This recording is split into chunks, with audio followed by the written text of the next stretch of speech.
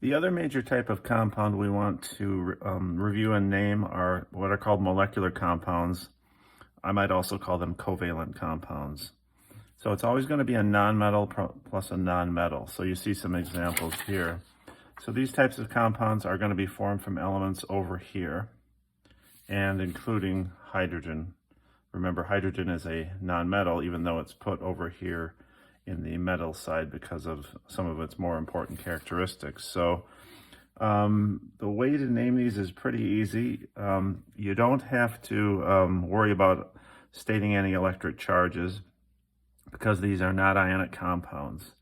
You do have to change the ending of the second element's name in the formula to IDE, just like you did with the ionic compounds. So notice these are also binary compounds, meaning they're made of two different elements, only two different elements. And what you want to keep in mind is that whatever element is closer to fluorine in the table will be named second or stated on the right in the formula. Fluorine is, I know we haven't talked about that, but electronegativity is a property of an element that has to do with how much the element wants to accommodate electrons around itself. So fluorine is the most electronegative. Oxygen and chlorine are the next most electronegative, and it kind of the further you move away from fluorine to the left and to down, the less electronegative the elements get. So oxygen is more electronegative than carbon. Nitrogen is more electronegative than carbon. Oxygen is more electronegative than sulfur as well.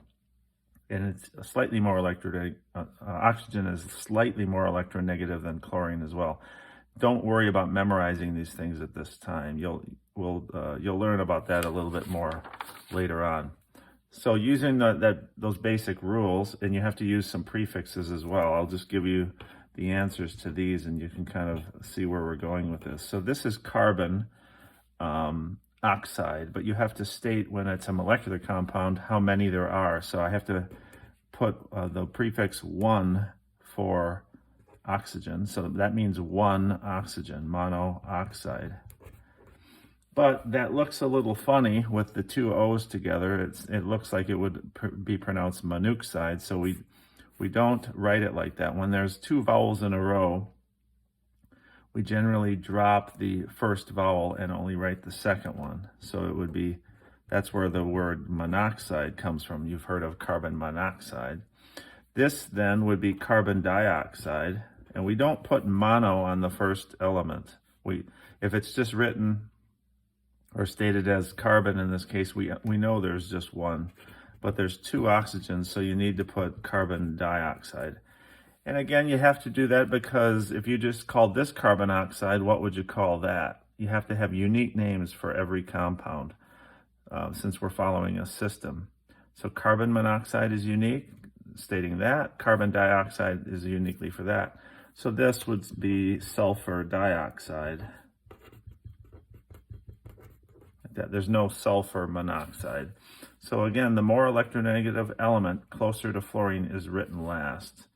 And you should see that in those examples there.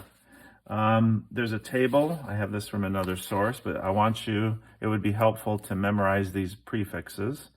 These are going to be used in naming compounds that have more than two things around the central atom, or more than two atoms written last. So mono for 1, di for 2, tri for 3, tetra for 4, and so on. From here on, from 5 up, it usually follows the same prefix as the geometric figure. So a 5-sided figure is a pentagon, that's penta. A 6-sided figure in math is a hexagon, so the hexa is the prefix for that, and so on. Heptagon, hepta, octagon, octa for 8, nonagon, 9, deca for 10. And these are simply going to be put in front of the second element's name. So here are some examples. There's a compound for the noble gas xenon actually forms a compound with oxygen under certain conditions, and we would name that xenon trioxide because there's 3 oxygens and the prefix for 3 is tri. Hydrogen, now this is not a binary compound, but it's I want to distinguish this from the acid that we would come up with if we wrote this in a slightly different way. What I mean is HCN written like this is named hydrogen cyanide because CN-1 is the cyanide ion. That's a gas. If you dissolve the gas in water, you get aqueous HCN, which we call hydrocyanic acid. The same thing goes for HCl. Remember earlier in the video, I said that HCl is actually hydrochloric acid. But that's when you have HCl written like this with the AQ. That means it's actually this compound, HCl gas, written or dissolved in water. So if you take the gas and dissolve it in water, you get hydrochloric acid. So this is a unique case where the same compound formula can actually have two different names. When it's just the gas, it actually does stay together as one compound, and we call that hydrogen chloride, following this system. There's one hydrogen. Now we don't go monochloride. We don't say monochloride. We just say chloride, but we do change the ending of the second element to IDE. So again, that's going to make it a little more difficult to remember these things, but again, we're gonna be giving you lots of practice. NH3 is in this system would be nitrogen trihydride, but it's been known for decades as ammonia, so that's a common name, just like H2O is water and not in this system of naming. H2O would be what? Well, the prefix for 2 is di, because there's 2 hydrogens, and notice hydrogen's written first because hydrogen is further to the left, oxygen's further to the right. So it would be written as dihydrogen. If you really wanted to use the systematic name, dihydrogen monoxide is another name for this compound, but we know it so well as water, we just stick with the common name. So there are some exceptions to these rules. Some other compounds that are common molecular compounds would be N2O5. Now, don't worry, you won't have to know these structures quite yet, but the naming you should understand. N2O5, so again, 2 nitrogens, dinitrogen. 5 is penta, for the prefix is penta for 5. So it would be called dinitrogen pentoxide. Notice that I dropped the A before the O and just call it pentoxide. This is BBr3, boron tribromide. SO3, sulfur trioxide. SF6, sulfur hexafluoride. Notice in almost every case that if you look in the position of these elements relative to each other, that nitrogen is left of oxygen, so it's stated and written first. Boron is further left than bromine, essentially bromine is closer to fluorine, so bromine is written second and stated second, but you have to state that there's 3 of them. Sulfur and oxygen. Oxygen is slightly closer to fluorine, so it's written second, and so on. If it has fluorine in it, of course, fluorine is written last as sulfur hexafluoride. And that really covers the naming or all the different types of compounds that we're going to worry about right now. So I told you earlier that I had a couple charts that I want to show you that might help kind of combine all these things. So let's just go through these quickly. So if you have polyatomic compounds, those that contain things like SO4 -2 or NO3 -1, or they might contain the acetate ion. If they have ions like those combined with metals, or with hydrogen, there's 2 general systems that we've talked about. If these are combined with a metal, you simply name the metal first, which is called a cation, and then you name the anion. So again, this would be sodium carbonate. This would be called ammonium phosphate. You don't have to change you don't have to change the ending of any of the words. If you have a acid, it will begin with H. So it would simply have H written first, maybe 1 of them, maybe 2 of them, but it has a polyatomic. The anion contains oxygens, of course they do in this case.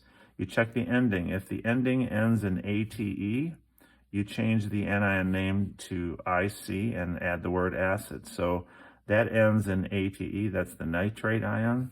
So that would become nitric acid. SO4 is the sulfate ion, ends in ATE. So you change the ending to IC, sulfuric acid. Over here, we reviewed a few of these. This is an ion like nitrate, but it's nitrite, ends in ITE. So that becomes the OUS acid. So again, notice the formulas are kind of similar.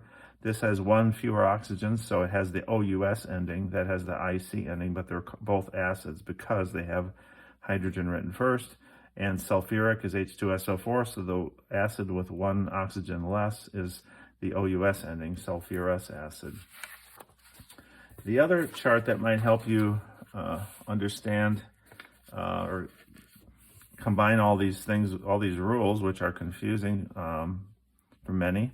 So if you have a binary compound, again, two different elements, they usually end in IDE. And what I just showed you were binary compounds that contain two nonmetals. So you have to use the prefixes to indicate the number of atoms of each element. And again, we have to do that because there is more than one compound that contains carbon and oxygen.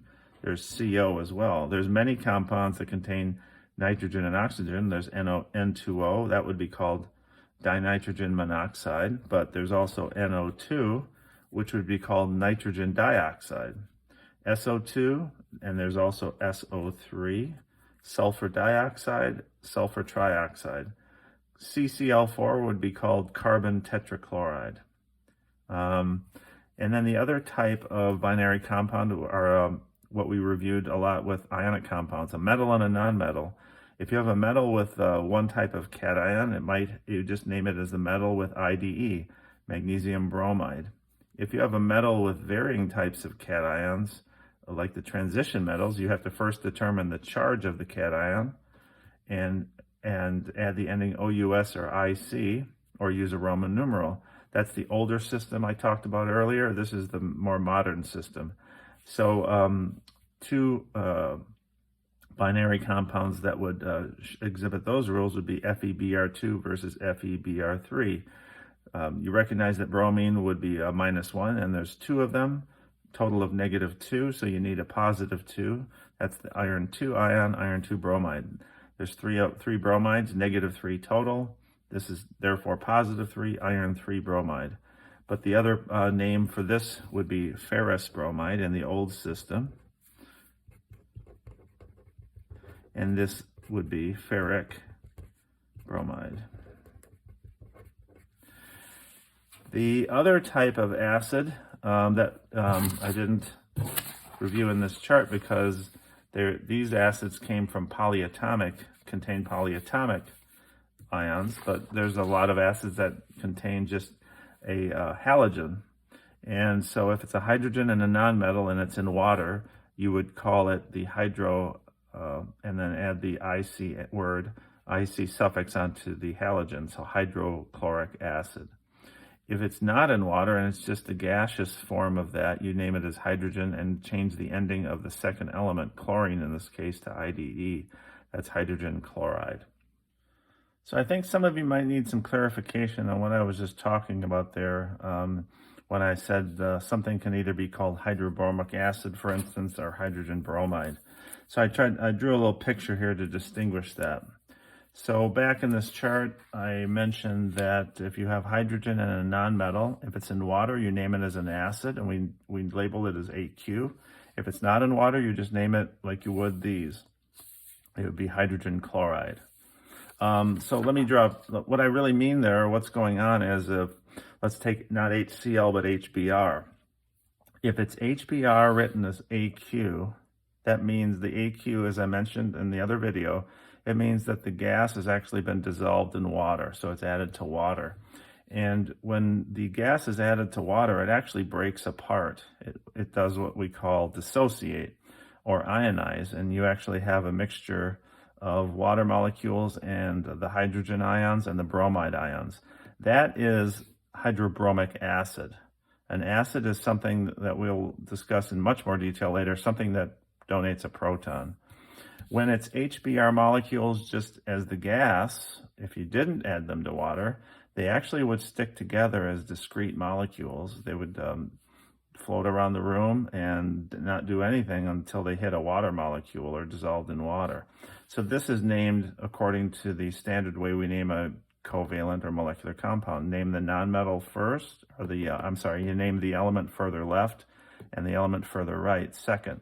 So it'd be hydrogen bromide, but change the ending, as I did on bromine, to the IDE ending. So keep that in mind, that that only applies mainly to the 4 compounds, HCl, HBr, HF, and HI. And there's a compound H2S that rule, or this discrepancy also applies to. And I also talked about some organic compounds earlier in one of the videos when I was talking about isomers, when you can write a compound when you can draw a compound in a few different ways, or when you can draw something with the same formula in a couple different ways. So just to clarify, we'll talk in much more detail about this later, but I would like you to be able to draw some simple hydrocarbons. Not name them at this point, but just recognize that these are also like these. These are molecular compounds. These are molecular compounds, but these are just made up of carbon and hydrogen. These are the most simple form, or the simplest class of organic compounds, and they have a special name called alkanes.